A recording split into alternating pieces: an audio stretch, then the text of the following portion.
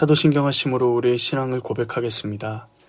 나는 전능하신 아버지 하나님, 천지의 창조주를 믿습니다. 나는 그의 유일하신 아들, 우리 주 예수 그리스도를 믿습니다. 그는 성령으로 잉태되어 동정녀 마리아에게서 나시고 본디오 빌라도에게 고난을 받아 십자가에 못 박혀 죽으시고 장사된 지 사흘 만에 죽은 자 가운데서 다시 살아나셨으며 하늘에 오르시어 전능하신 아버지 하나님 우편에 앉아 계시다가 거기로부터 살아있는 자와 죽은 자를 심판하러 오십니다. 나는 성령을 믿으며 거룩한 공교회와 성도의 교제와 죄를 용서받는 것과 몸의 부활과 영생을 믿습니다. 아멘. 오늘 하나님께서 우리에게 주신 말씀은 에레미야 29장 24절에서 32절 말씀입니다. 너는 느엘람 사람 스마야에게 이같이 말하여 이르라. 만군의 여호와 이스라엘의 하나님께서 이와 같이 말씀하여 이르시되 내가 내 이름으로 예루살렘에 있는 모든 백성과 제사장 마아세야의 아들 스바냐와 모든 제사장에게 글을 보내 이르기를 여호와께서 너를 제사장 여호야다를 대신하여 제사장을 삼아 여호와의 성전 감독자로 세우심은 모든 미친 자와 선지자 노릇하는 자들을 목에 씌우는 나무 고랑과 목에 씌우는 쇠 고랑을 채우게 하심이오늘 이제 내가 어찌하여 너희 중에 선지자 노릇을 하는 아나돗 사람 에레미야를 책망하지 아니하느냐. 그가 바벨론에 있는 우리에게 편지하기를 오래 지내야 하리니 너희는 집을 짓고 살며 밭을 일구고 그 열매를 먹으라 하셨다 하니라. 제사장 스바냐가 스마야의 글을 선지자 에레미야에게 읽어서 들려줄 때에 여호와의 말씀이 에레미야에게 임하여 이르시되 너는 모든 포로에게 전언하여 이르기를 여호와께서 느엘람 사람 스마야를 두고 이같이 말씀하셨느니라. 내가 그를 보내지 아니하였거늘 스마야가 너희에게 애언하고 너희에게 거짓을 믿게 하였도다. 그러므로 여호와께서 이와 같이 말씀하시니라. 보라, 내가 느엘람 사람 스마야와 그의 자손을 벌하리니 그가 나 여호와께 패역한 말을 하였기 때문에 이 백성 중에서 살아남을 그의 자손이 하나도 없을 것이라. 내가 내 백성에게 행하려 하는 복된 일을 그가 보지 못하리라 하셨느니라. 이것은 여호와의 말씀이니라. 아멘. 할렐루야. 이 새벽에도 하나님의 은혜를 사모함으로 각 처소에서 예배의 자리에 나오신 모든 성도님들을 사랑하고 축복합니다. 에레미야는 하나님의 말씀을 바벨론 포로들에게 편지로 보냈습니다. 그 편지의 내용이 에레미야 29장 5절에서 14절 말씀에 나와 있습니다. 하나님은 에레미야를 통해서 보낸 편지에 분명히 하나님의 생각과 하나님의 마음을 말씀하고 계십니다. 에레미야 29장 11절 말씀입니다. 너희를 향한 나의 생각을 내가 하나니 평안이요 재앙이 아니니라. 너희에게 미래와 희망을 주는 것이니라. 하나님의 생각은 재앙이 아니라고 이야기합니다. 평안이고 미래와 희망을 주는 것이라고 말씀하십니다. 그런데 그러한 편지를 받은 스마야는 바벨론에서 굉장히 분노합니다. 오늘 본문 28절에 그가 바벨론에 있는 우리에게 편지하기를 오래 지내야 하리니 너희는 집을 짓고 살며 밭을 일구고 그 열매를 먹으라 하셨다 하니라. 스마야는 에레미야의 편지 내용 중 일부인 29장 5절을 언급하면서 비난합니다. 언약의 민족인 이스라엘 백성이 바벨론 이방 민족에게 사로잡혀 갔는데 하나님의 선지자라고 하는 사람이 편지를 보내서 이방인의 땅 바벨론에서 집을 짓고 텃밭을 만들고 열매를 먹으라고 편지를 보냈다고, 그 땅에서 살아가라고 편지를 보냈다고 비난을 하는 것입니다. 그 당시 제사장인 스바냐가 에레미야를 잡아가두지 않는 것에 대해서도 직무유기를 하고 있는 것처럼 강하게 책망합니다. 그리고 26절 하반절에 나오는 것처럼 나무고랑과 쇠고랑으로 에레미야의 목을 채우라고 요구합니다. 한마디로 말하면 에레미야가 다시는 그러한 편지를 바벨론에 보내지 못하게 하고 그러한 이야기들을 하지 못하게 잡아가두라고 말하는 것입니다.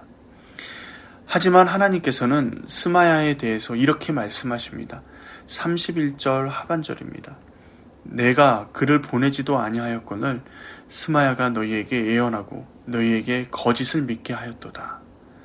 스마야는 29장 8절에서 하나님이 말씀하시는 백성을 현혹하는 거짓 선지자인 것입니다. 하나님은 스마야가 하는 모든 말들을 한마디로 평가하십니다. 32절 중반절을 보시면 이렇게 말씀하십니다. 그가 나 여호와께 패역한 말을 하였기 때문에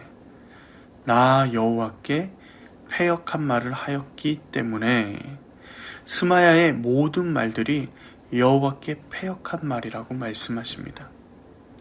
그렇다면 스마야가 어떤 말을 했을지 우리는 생각해 봐야 합니다. 스마야가 어떤 말을 했을지 그의 편지를 보면 조금이나마 유추해 볼 수 있습니다.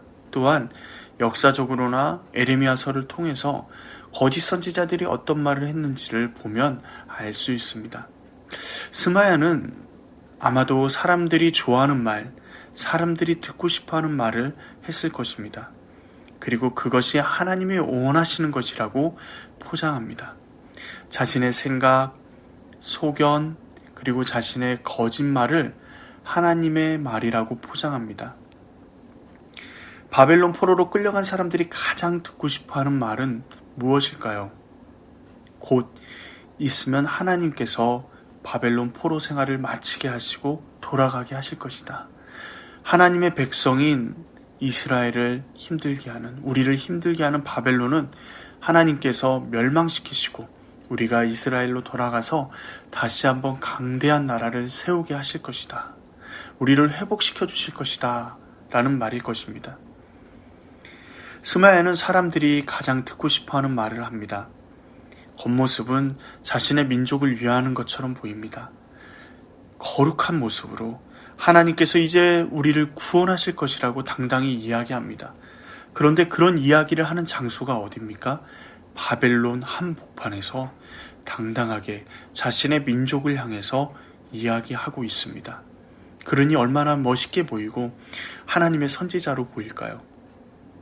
그러나 스마야의 중심에는 하나님이 아닌 다른 것들로, 다른 생각으로 가득 채워져 있습니다.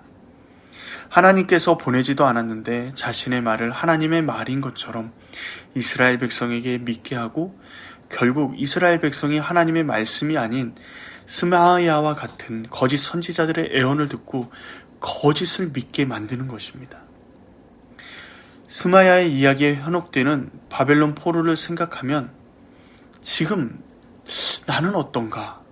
지금 나의 모습은 어떤가 생각해 보게 됩니다. 바벨론 포로처럼 내가 듣고 싶어하는 말을 하는 사람들이 하나님의 말씀을 전한다라고 지지하고 생각하고 있진 않은지, 내 귀가 그런 말씀에만 열리고 하나님의 말씀이 나를 힘들게 하고 어렵게 하면 그것에 대해선 다치고 들으려고 하지 않고 있는지 한번 돌아보게 됩니다. 여러분은 어떠십니까? 우리는 말씀을 들을 때 우리가 좋아하는 것, 우리가 듣고 싶어하는 것만을 들어서는 안 됩니다. 하나님의 말씀이 때로는 우리에게 상처와 아픔과 우리의 죄악을 책망하고 우리를 회개하라고 말씀하실 때도 있습니다. 우리는 그 말씀을 들을 때 그 말씀을 피할 것이 아니라 그 말씀에 대해 깊이 묵상해야 합니다.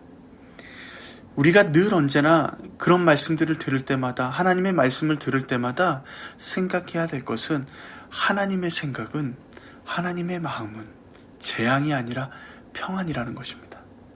우리에게 미래와 희망을 주기 위해서 말씀하신다라는 것입니다. 그 말씀이 비록 우리에게 아픔을 주고 어려움을 주고 그리고 때로는 우리가 너무 들춰다보기 싫은 우리의 죄악들을 들출 때에도 그 말씀은 우리에게 평안을 주시는 말씀이라는 것입니다. 그리고 미래와 희망을 주시는 말씀이라는 것이죠. 에레미야가 바벨론 포로에게 편지를 보낸 그 편지를 잘 묵상해 보면 하나님의 뜻과 계획이 보입니다. 그리고 그곳 가운데 하나님의 놀라운 은혜와 사랑이 보입니다. 에레미야 29장 6절에 보면 바벨론에서 결혼하고 자녀를 낳으라고 하십니다. 바벨론에서 결혼도 하고요, 자녀로 낳으라고 하시는 그 하나님의 말씀을 들을 때 이해가 되지 않습니다. 그런데 그 이유에 대해서 편지에 하나님께서 자세히 말씀해 놓고 계십니다. 너희가 거기에서 번성하고 줄어들지 아니하게 하라. 이것이 하나님의 뜻인 것이죠. 야곱의 70명의 가족이 애굽에 들어가 지내며 종살이합니다. 그러나 그 힘든 과정 가운데 출애굽할 때 그들의 모습은 수십만 명이 되어서 나오는 것을 볼 수 있습니다. 하나님은 포로로 끌려가 그들이 바벨론에서 완전히 사라지는 것을 원하시는 것이 아닙니다. 더 번성해지기를 원하시고 그들이 바벨론에서 하나님의 백성으로 번성하기를 원하시는 것이 하나님의 마음인 것입니다. 또한 하나님께서 바벨론을 위해 평안을 구하라고 말씀하십니다. 아니, 자신들을 멸망시킨 바벨론을 평안을 위해서 기도하라고 말씀하신다. 이 말은 이해가 되지 않습니다. 이 말을 외치는 에레미야의 그 말이 선지자의 음성으로 들리지 않습니다. 그런데 그 이유에 대해서도 하나님께서 말씀하십니다. 에레미야 29장 7절에 그 이유가 그 성읍이 평안함으로 너희도 평안할 것임이라. 바벨론의 번성이나 평안함을 하나님이 원하시는 것이 아니라 내 백성, 내 자녀, 바벨론에 지금 포로로 끌려간 이스라엘 백성의 평안을 위해서 하나님께서 바벨론의 평안을 구하라고 말씀하고 계시는 것입니다. 하나님께서 이스라엘 죄악으로 말미암아 이스라엘을 멸망하게 하시고 바벨론 포로로 끌려가게 하셨습니다. 그리고 에레미야 29장 10절에 말씀하신 것처럼 70년이라는 시간 동안 포로로 지내야 된다라고 말씀하십니다. 70년을 기다려야 합니다. 그런데 스마야는 이제 곧 하나님께서 우리를 구하실 것이라고 거짓 메시지로 헛된 희망을 품게 하는 것입니다. 70년을 기다려야 하는데 이제 곧 하나님이 우리를 구하실 것이라는 그 메시지가 시간이 지나면 지날수록 이스라엘 백성을 더욱 힘들게 할 것이 분명한데 스마야는 그러한 메시지를 이스라엘 백성에게 전하고 있는 것입니다. 자신의 이익을 위해서, 자신의 인기를 위해서 그렇게 하고 있는 것입니다. 그런 스마야에게 하나님께서 벌을 선언하십니다. 32절 하반절입니다. 백성 중에 살아남을 그의 자손이 하나도 없을 것이라. 내가 내 백성에게 행하려 하는 복된 일을 그가 보지 못하리라. 스마야의 자손이 하나도 살아남지 못한다라고 말씀하십니다. 이스라엘 백성으로 살아남지 못한다라는 것입니다. 그들은 이스라엘 백성이 되지 못한다라고 말씀을 하고 계시는 것입니다. 그리고 하나님께서 행하실 복된 일을 스마야도 보지 못하게 될 것이다 라는 것이 하나님의 심판의 내용입니다. 그런데 오늘 말씀을 묵상하면서 하나님께서 스마야에게 보지 못할 것이라고 선포했던 그 말씀, 내가 내 백성에게 행하려 하는 복된 일이라는 이 말씀에 깊은 묵상을 하게 되었습니다. 하나님은 이스라엘 백성을 지금 벌하고 계십니다. 이스라엘 백성은 포로로 끌려온 것이 끝이 아닙니다. 오히려 하나님께서는 그들을 위한 복된 일을 준비하고 계신 것입니다. 하나님은 이스라엘 백성에게 지금은 바벨론에서 기다려야 한다. 지금은 때가 아니다. 라고 말씀하십니다. 그러나 확실한 것은 그들에게 복된 일을 행하실 것이라는 사실입니다. 하나님께서 우리를 구원하셨습니다. 예수 그리스도를 구주로 영접함으로 예수님이 십자가에 달려 죽으시고 다시 살아나심으로 그 예수님을 믿음으로 우리가 구원받았습니다. 그리고 하나님의 나라를 바라보게 하셨습니다. 그러나 지금 우리가 어디 있습니까? 이 세상 가운데 살아가고 있습니다. 때로는 고난이, 때로는 아픔이, 슬픔이, 유혹이 우리에게 다가옵니다. 포기하고 싶고 하나님 왜 이렇습니까? 라고 이야기하고 싶을 때도 많습니다. 그러나 하나님은 우리에게 이기고 견디라고 말씀하십니다. 하나님의 말씀대로 살아가기를 절대로 포기하지 말라라고 말씀하십니다. 분명한 것은 오늘 말씀처럼 하나님께서는 자기 백성인 우리에게 행하실 복된 일을 준비하고 계시다라는 것입니다. 그렇다면 70년 포로 생활 가운데 우리는 무엇을 해야 될까요? 이스라엘 백성은 무엇을 해야 될까요? 막연한 기다림으로 70년을 보내라는 것이 아닙니다. 아무것도 하지 않으면서 70년을 그냥 허송세월 보내라는 것이 아닙니다.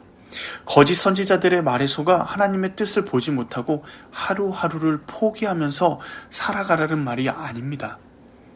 바벨론 문화 가운데 살아가지만 바벨론 신이 아닌 하나님을 섬기며 바벨론 문화가 아닌 하나님의 말씀으로 살아가라고 말씀하십니다. 바벨론이라는 땅에서 하나님의 백성으로 하나님의 자녀로 살아가기를 하나님은 원하시는 것입니다. 그리고 그 땅에서 하나님의 백성으로 살아가는 것 그 자체가 복된 일의 시작이 되는 것입니다. 오늘 우리는 어떻게 살아야 할까요?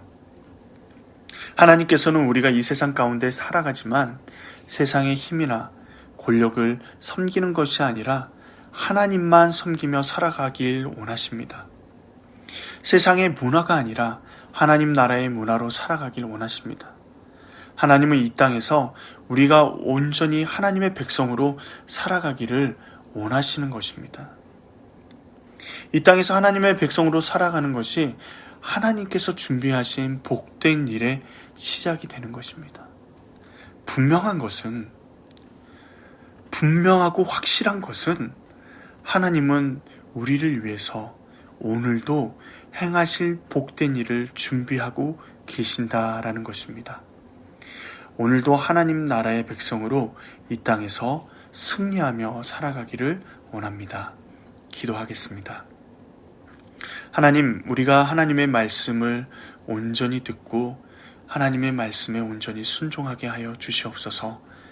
세상의 거짓되고 헛된 말들에 우리의 마음을 빼앗기지 않게 하시고 오직 우리 중심에 하나님의 말씀 그리고 하나님의 놀라우신 사랑하심을 기억할 수 있게 하여 주시옵소서.